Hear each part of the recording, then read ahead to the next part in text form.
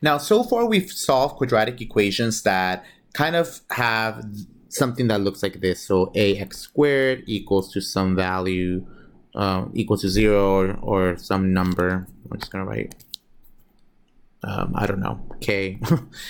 You also have problems that look like this, ax minus h squared equals k.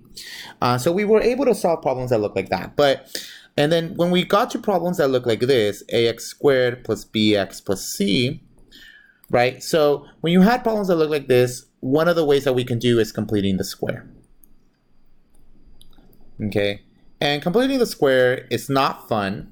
It's kind of annoying because there's a lot of things that you have to remember, especially when you have an a term here and if it looks really ugly. So there is an alternative, and this way will always work. So there is another way that you can solve problems that look like this, and that's with the quadratic formula. Okay, so a lot of you guys maybe have seen this before in previous algebra classes, and if you haven't, well, maybe you've heard of it. Now with the quadratic formula, it's the following: x equals negative b plus or minus square root b squared minus 4ac all over 2a. Okay, and that you can use as long as you have the quadratic equation in standard form. This is what we're going to call standard form. Okay, so if it's in this form, you can use this formula as long as you know what A, B, C is. Okay, this formula, unfortunately, I would like you to memorize it. If you use the quadratic formula, there is a song somewhere on the internet. You can go ahead and look that up and to see how you can memorize it. It's not bad after you've used it many, many different times. Okay, so let's just jump right in and let's do some examples, and you'll see that it's not too terrible. So let's just try to solve some of these problems. Part A will be solve 2x squared plus 9x minus 5 is equal to 0.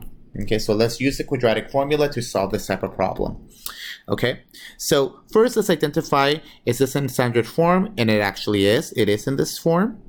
Now we just need to figure out what A is, what B is, and what C is. So A in this case is going to be 2, B is going to be 9, C is going to be negative 5. Okay, so now let's plug everything in there. So x equals negative b plus or minus square root b squared minus 4ac divided by 2a.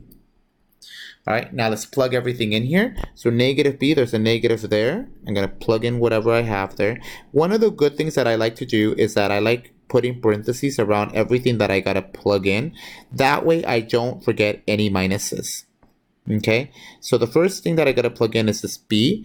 There's a 9, okay, then another b, a 9, then I have negative 4a, which is a 2, and then a negative 5, which is a c, and then the 2a is gonna be here. Okay, so I'm basically plugging everything in there. Okay, so what I'm gonna get is the following thing. This is just gonna give me negative 9 plus or minus square root of 81. This is going to give me negative 8. Negative 8 times negative 5 gives me positive 40 divided by 4. Okay, so now I'm going to take this 81 and I'm going to add it to 40. I'm going to get negative 9 plus or minus the square root of 121 divided by 4. Okay, and now I'm going to get negative 9 plus or minus 11 divided by 4. Okay, so I'm almost done. I just got to separate this. This is going to be negative 9 plus 11 divided by 4. Negative 9 minus 11 divided by 4. So 11 minus 9 divided by 4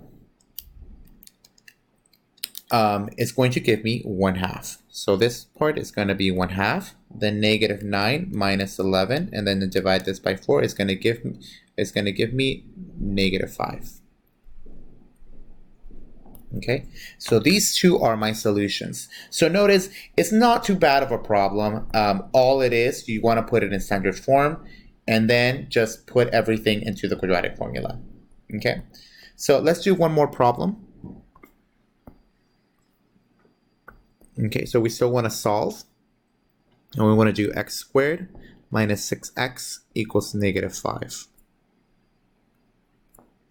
Okay, so First of all, it's not on standard form. I want to make sure that it is. So I'm going to add the 5 over so that I can have it in standard form. So you're going to have x squared minus 6x plus 5 is equal to 0. Okay. So here a is equal to 1. B is equal to negative 6 because there's a negative in the on the outside. C is equal to 5. Okay. So now let's use the quadratic formula. X equals negative b plus or minus square root b squared minus 4ac all over 2a. All right, so now I'm going to write parentheses around this so that I make sure that I don't forget any signs, any squares, all over 2, whatever. Right, and now I'm going to plug everything in there. So b in this case is negative 6, so there's a negative 6 that should be here, so don't get it confused with that negative. Negative 6 in here. A in this case is 1, c is 5, and then the other one divided by 2a is going to be a 1. Okay? So this negative and this negative is going to turn into a positive 6 plus or minus square root. Negative 6 squared gives me 36 minus 20 divided by 2. It's going to give me 6 plus or minus the square root. So we're going to take 36 and we're going to subtract it to 20. That's going to give me 16 divided by 2. Okay. So now this is going to be two different solutions. 6 plus square root of 16 divided by 2. 6 minus square root of 16 divided by 2. The square root of 16 is just going to be 4. So 6 plus 4 divided by 2. That's going to give me 10 divided by 2, which gives me 5. And now this one's going to be 6 minus 4 divided by 2. 6 minus 4 gives me 2. 2 divided by 2 gives me 1. So these two are my solutions. Okay, so notice it's a pretty straightforward method. You don't need to complete the square. You don't need to factor. You don't basically need to do anything. I think quadratic formula is the safest way to do it. But the other methods will be important later. But when it comes to solving, and if I say use any method, you can use quadratic formula if you'd like.